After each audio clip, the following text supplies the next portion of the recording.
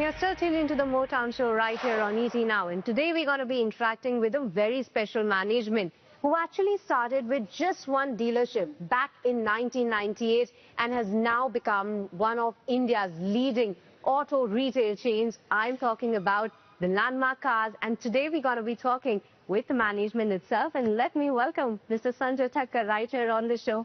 Hi, Mr. Thakkar. How are you? I'm doing great and so good having you on the channel today.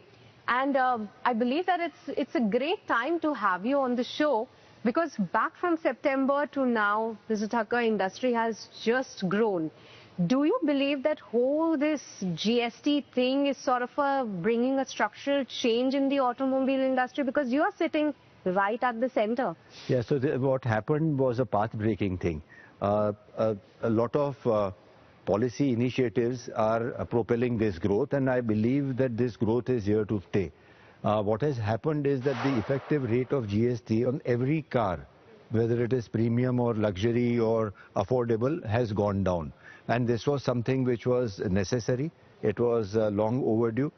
And not to mention that the interest rates have also started to fall. So the affordability from an EMI perspective is even better. Also the EU FTA, the US FTA, and we have a bright future ahead of us. Absolutely. And Mr. Thakkar, like I say, in your showroom, there's so much of hustle bustle that is still going on. That clearly tells us that the market sentiment is still holding up so well. Yes. But the other thing I wanted to understand, yes, of course, in the show, I'm going to talk more about your history, what's your vision forward, but at the current situation, Mr. Thakkar, you have added so many different brands in your portfolio. How do you see the industry at this point in time? Because you have started the business back in 1998 with just one dealership. Then you have added so many brands in your bouquet. How do you see the industry now versus then? So the business has become a little more complex than what it was 27 years back. Today, as you rightly mentioned, we represent 11 brands in 12 states of India. So that has taken something. I mean, it is because of the hard work that our team has put in. We have done one logical thing after the other. But what has changed is that there is a clear shift towards the premiumization. The number of brands that are competing for the Indian market is much more than what we had earlier. The customers are spoiled for choice, and why not? And more brands are likely to come into India. India, as you know, is the third largest market for automotive in passenger cars in the world, and one of the only countries that is going to grow for a length of time. So it's a good time to be around. Absolutely. But Mr. Thakkar, some of the brands that you already have in your portfolio, they are doing well. But add to that is that your focus has always been to be a pure luxury one, to give a greater experience to your customers. Given the shift in, or rather I should frame it like given the move in the customer sentiment, how they are preferring and how their preferences have rather shifted. Anytime soon, you're planning to change this strategy, or you stick to being premium? No, it's not that always we kind of had this strategy. Over a period of time, we realized that our space, our area of expertise is where we are. We experimented with some low-cost products, some light commercial vehicles, and we realized that that's not something that we can do well. And it requires a different skill set. We have high-quality people, we have high-quality auditors, we have a decentralized way of working where ownership and management has been separated from the beginning. So at that, if that is your business model, then some very small-ticket items don't make unit economics. That's why we are in this space, and that's where we will be. No, absolutely, because I was just reading some of the financials versus some of your listed players within listed, unlisted space. Since you are being on the premium category, you really write the numbers. But we'll talk a bit more about that, what's really happening backdoors. But to add to that is a lot of tech that is involved. The other thing that I wanted to understand is that now everybody's been talking about tech. what AI has been doing, how do you get the tech integration in your business. Being a retail-focused company, is there anything that you are working closely on?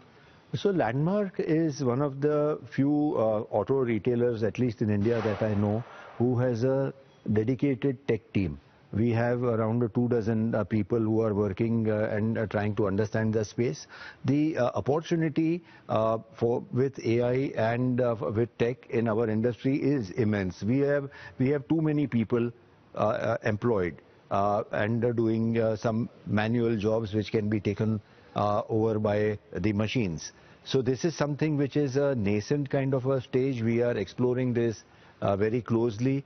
We have our tech teams develop a lot of apps, a lot of customer-centric things that will go and play out in the long term.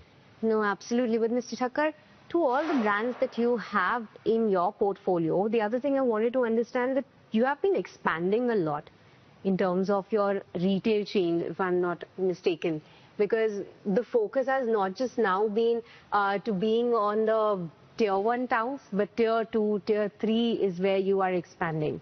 So the focus of Landmark has been to go deep in a geography and go deep with a brand.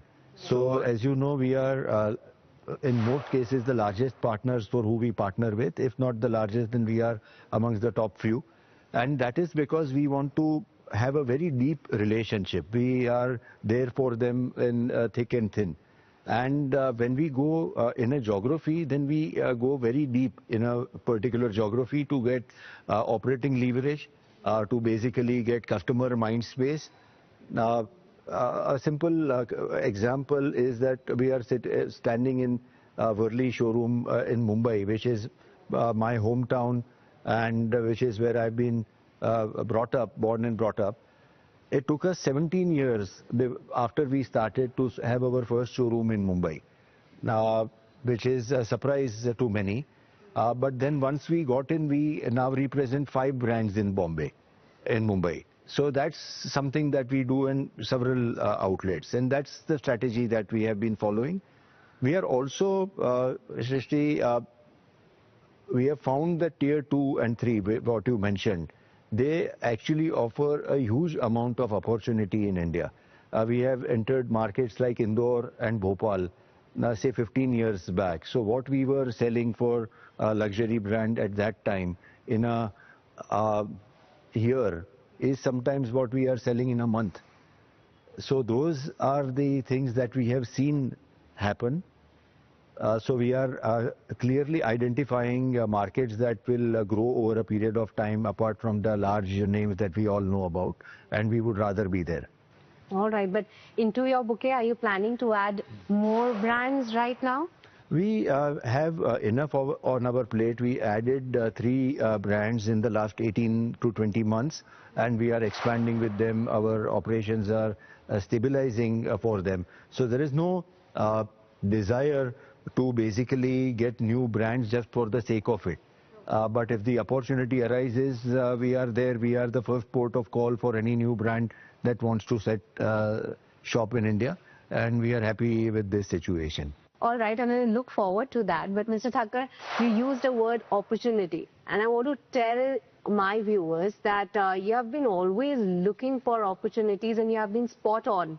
Because before 1998, I read your journey that you were into stock markets, you were looking for an arbitrage, you managed to build some capital, and then you found to being into Honda dealerships. So opportunity is one key thing that you have always been looking forward to. That's the attribute. I think that also is something that we have as an organization. That's our DNA. Complaining is not an option. It's not even allowed. We are into difficult situations so many times in life. We have tuned our organization to find solutions, and the opportunity is always there. I personally believe with whatever experience I've had in my life with different industries, opportunities always exist, and in most cases they are right in front of you. It's just that people try to look far, they try to build long-term goals and miss something that is right in front of their noses. No, absolutely. But to add to the aspect of opportunity in your business, because you not just started a car dealership thing, you also have a after-sales service, and that is doing so well for you. Tell us more about it, because I understand that is giving you high margins. That is getting you customers which can once again visit your door, not just once. So. And even your guidance, that says it all. I don't want to go much into numbers, but it's a double-digit growth that you have registered. You have given an optimistic guidance. What's the long-term growth? So I just realized that Landmark was one of the few organizations in India which has crossed the 1,000 crore mark for the after sales business. I believe that there is one company in the FMCG space which has that kind of a pool, which is like an annuity business. It's like something that is so consistent and growing at a CAGR for us at a double digit, as you rightly mentioned. So this is something which gives us 40% gross, 18% EBITDA margin. And once we put more cars on road, this is something that will pay dividends for the next 7 to 8 years. So this is something that we have done quite well in the last maybe 25 years, and we have a good customer-centric approach which is helping out. No, absolutely. And I want to talk so much about it, Mr. Thakkar, but I'm just interested to drive a car. Why don't we go and take a spin and take the conversation over there? Great idea. Let's go.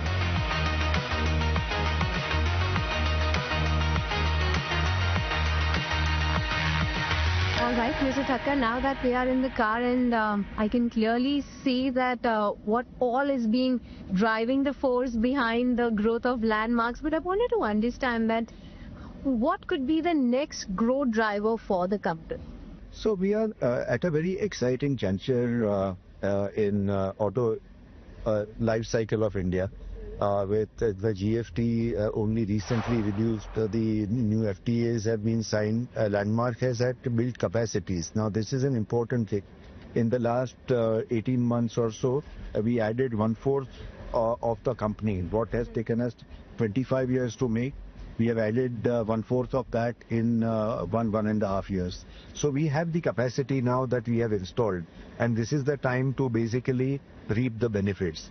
So as of now, it looks as if we are in a very, very good zone. We don't need to do anything extraordinary. We just need to stay the course. The opportunities are only increasing in India, and we have kind of a problem of plenty as to what we will kind of do in the future. You are one of the few listed dealerships in the Indian markets, and I was reading the story that how globally as well there are so many less auto dealers that are actually listed, so that definitely makes a mark. But to the stock price, I know that you cannot comment directly onto the stock price movement right now, but if you can help our viewers understand, or what as per you believe that the markets are underestimating at this point in time, or they are clearly not looking reality? So India is the third largest market for passenger cars in the world. China and America are ahead of us, and there have been so many listed companies in China and America for auto retail who have generated a great amount of wealth for the investors who have held on, and something that has gone hand in hand with the growth in the auto industry. Now, I believe that we have our task cut out, where we need to explain as to how the business model works, how once you expand, there is a gestation period before the rewards start coming in. So once that kind of a journey is known to the investors, things will, I think, fall in place. These are early days where people really don't know what matrix is to follow. We are the ones who will be charting the course like we have done for many parts of our journey, and we will. And I'm looking forward to that, Mr. Thakkar. So good having you on the channel today. Thank you so much. Thank you. So let's wrap this discussion, and maybe why not enjoy the drive for a bit? Yes.